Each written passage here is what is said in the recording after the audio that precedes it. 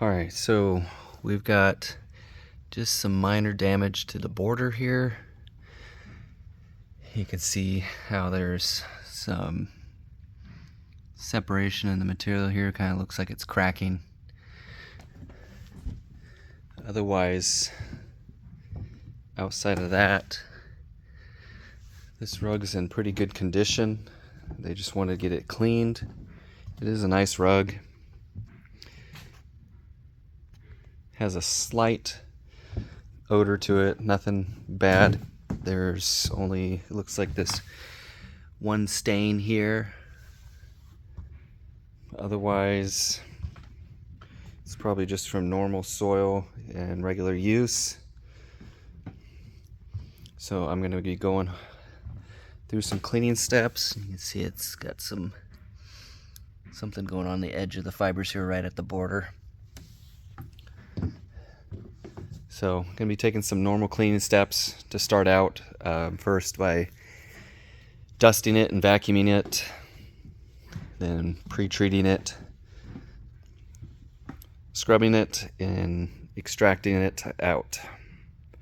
But if you're new to area rug cleaning, especially when you pull a rug out of somebody's house, you want to note things.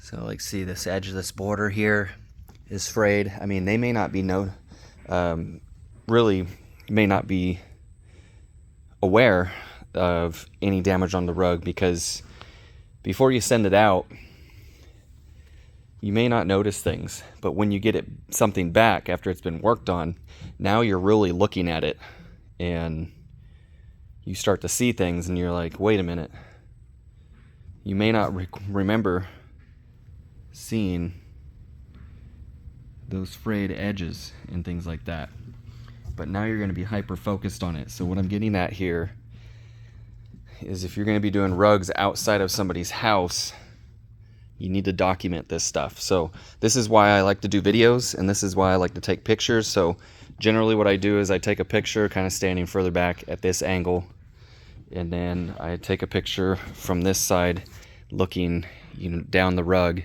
So I have a couple different angles at least. Or if you notice in the house, before you even take it out, go over these things with them. Like, hey, there's some damage to the border. The material's kind of cracking, because like over here, it looks still nice and tight together. But over on this other side, you see how there's that cracking there? They may not be aware of that. See, it's over in the pink area, or at a light pinkish color here as well. They may not be aware of that, but once they get this rug back, they're going to be a little more hyper focused on its appearance, right? Because they just had it cleaned. So documenting this stuff before you start cleaning it, and if you feel like it's something major enough to call them, it's like, hey, I'm about to start on this rug soon. I just wanted to send you a picture so you could see of some of the stuff I've found, because you want to try and inspect it at their house, but you also want to inspect it at your shop, because you're going to have it in different lighting than you did in their house, and you want to make sure that they're aware of it. So you can see, like, there's darkness and stuff here, and then it lightens up right over here. This could all be wear, because I believe there was a table sitting in the center of this rug, and so that could be just wear going around where a coffee table kind of thing was set up, based on from where I pulled the rug out of. They already had it pretty much rolled up, and there wasn't really any room where they had it situated for me to unroll it. So I had talked to the guy, because I could see the border at least. Like, hey, I see there's a little bit of fraying on the border. I just want you to know that.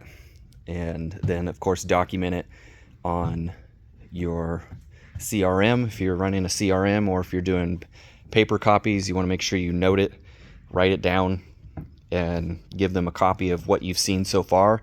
And that when you get it to your shop, you're going to be doing a deeper dive on the inspection and making notes, because you want to make sure you cover yourself, because obviously if you didn't make the damage to it, you don't want to be at fault when they get it back and they start to see these things. So I'm taking the time to explain this because it's very important. This is what my rug teacher taught me years ago, from the classes that I'd taken, because it is a much bigger deal when you're pulling it out of somebody's house and you're bringing something back, you know what I mean? This probably happens to like mechanics when they go to work on something and then a week later something else happens to their car and they're like, well, it wasn't like that before.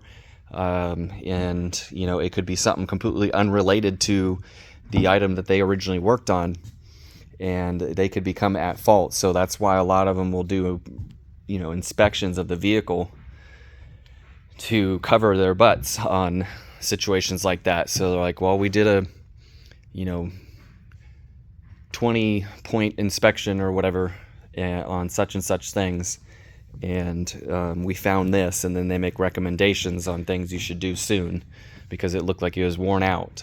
So same idea if you're area rug cleaning. It doesn't matter if it's a cheap rug, if it's a, you know, somewhat nice rug like this one is a pretty decent rug. It's not a super dense wool rug or anything, or a silk rug, crazy silk rug thing, but it's a nice little rug. So you want to make sure you take care of it, but you also want to make sure that you tell people about stuff that you found, so that way it's not your problem. So hopefully this information helps, and I'm gonna go ahead and start cleaning. See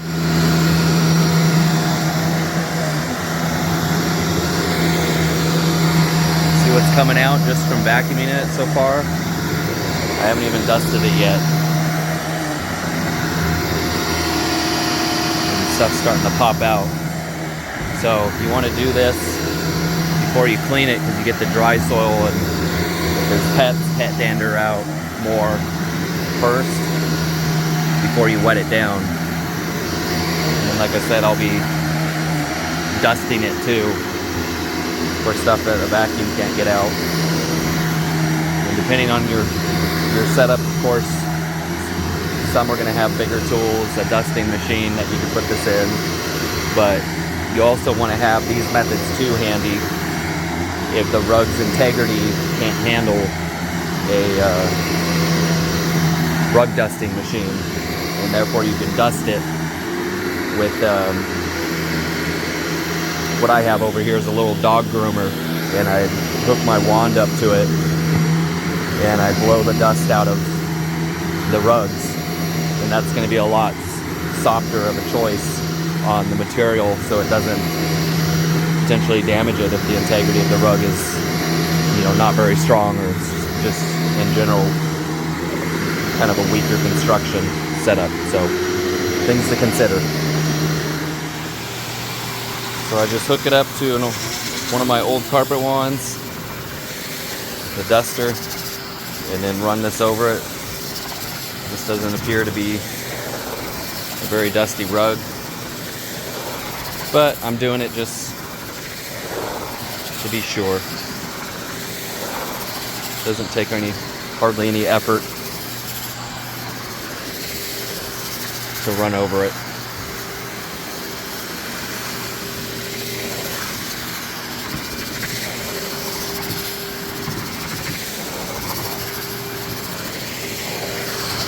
But this machine is actually for dog grooming. I learned that from a rug teacher. You know, it's an inexpensive way to start dusting rugs. And again, like I said, ones that the integrity may not be very strong, and you don't want to damage the rug anymore. So this is a more gentle way of dusting a rug, and then flip it and dust the other side as needed. Vacuum the other side as needed.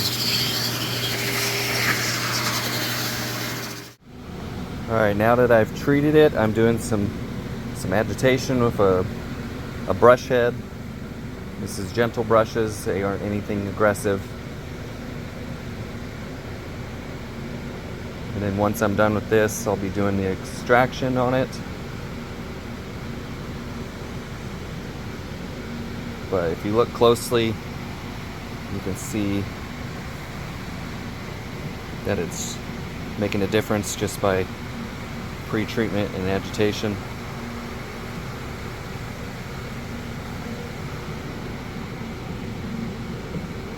So once I finish this step and extract it, should be definitely a difference. This rug isn't overly dirty, so the appearance may not be drastic, but this is kind of at the point where you want to consider having your rugs cleaned when they're only a little dirty, because the longer you wait, the dirtier they get, the more worn down the material becomes, and thus the worse the appearance of your rug is, even if you are having it professionally cleaned. So we got a questionable stain here. The client didn't tell me what it is, or couldn't tell me what it is, so I already extracted the rug, and as you can see, it obviously stayed in place. So I'm going to be doing some spot treating and seeing if I can get this to come out. Depending on the reaction I get will determine where I head, but a neutralizing cleaning agent to follow up on this rug after pre-treatment didn't budge it, so it has been neutralized. So now I'm going to start with another step. Most likely it's food related or coffee, so I'm going to start with an oxidizer, and then probably use some UV light so I can see if I can get this to disappear or come out, and go from there. Okay, so here what I'm doing is I've got some hydrogen peroxide on here, and I haven't had the light on for very long. It's a small spot, as you guys saw earlier, but look what's happened so far. It's dissipated quite a bit just by putting some hydrogen peroxide on it and UV. So if I had an easier way in clean space to take it outside, I would do that and let the natural sun take care of it. But this is another way you could do it. Now you can get bigger UV lamps and stuff like that and place them over your rugs, but typically I don't run into anything too crazy. But yeah, this just accelerates the hydrogen peroxide, and it's pretty much almost completely gone. So another little trick to have in your tool bag is apply some hydrogen peroxide if it's, you know, the right product to use for the stain, and then put some UV on it.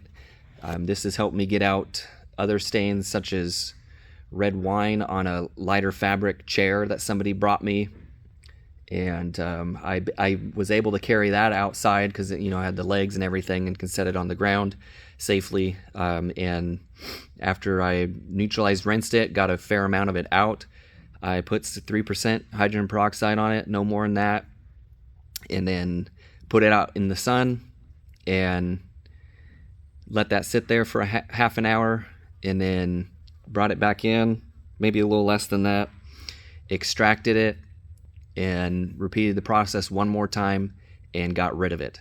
So quite a neat trick to learn if you're unfamiliar with it, but that's how I've gotten a lot of pesky stains out. I did it at somebody's house with a synthetic rug, or actually, I'm sorry, not a synthetic rug, a light colored chair, not a very big one at all, just kind of a small sitting chair. And I had other work to do there, so I treated it, took it outside, set it there while I was cleaning some tile, came back out a little bit later, grabbed it, and the stain was completely gone. So neat little trick. If you don't have that ability, get yourself a pretty good size UV light. You can get something to maybe have this stand on, or get yourself a real one.